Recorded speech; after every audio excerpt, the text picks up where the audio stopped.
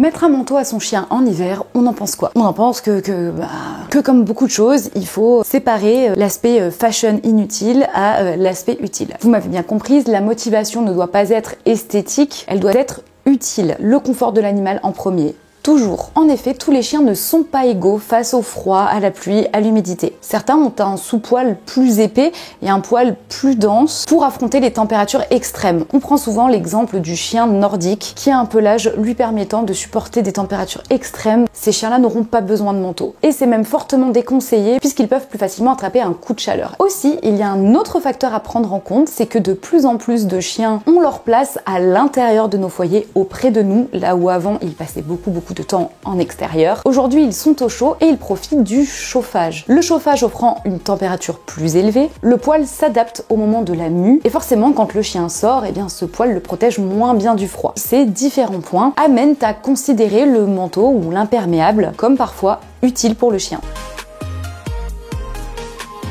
Les chiens concernés sont souvent les chiens qui vont être âgés, donc plus fragiles, mais également les chiens courts sur pattes, dont le ventre, qui est une zone très sensible, a tendance à toucher, frotter les herbes humides ou mouillées ou la neige plus facilement. Les chiots et également les chiens qui ont un poil ras, qui tient souvent moins chaud qu'une vraie fourrure, un vrai pelage d'hiver. Il vous suffit d'observer votre chien. Un chien qui a froid, il va trembler de froid. Ça va se voir. Donc, si votre compagnon fait partie des petits frileux, je vous recommande de lui acheter un manteau.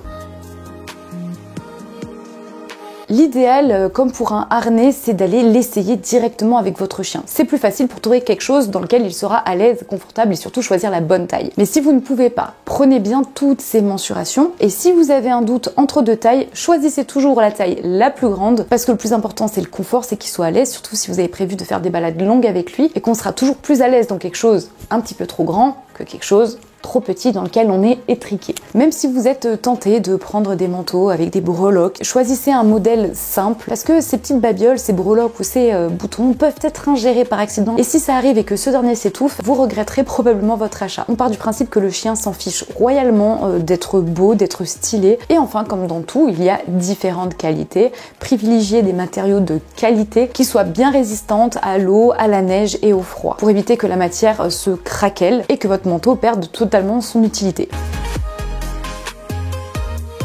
Maintenant que vous avez acheté votre super manteau, il faut le faire accepter à votre chien. Avant de prévoir une grosse sortie, une grosse rando et de lui mettre s'il ne l'a jamais porté auparavant, faites-lui porter à la maison d'abord quelques minutes, puis ensuite progressivement allongez le temps jusqu'à ce que vous sentiez qu'il soit à l'aise et confortable avec. J'espère que ces petits conseils auront pu vous aider. Si c'est le cas, comme d'habitude, un petit like et un commentaire sont les bienvenus pour nous encourager. Je vous embrasse et on se retrouve la semaine prochaine, comme d'habitude, pour une nouvelle vidéo à Sur au poil.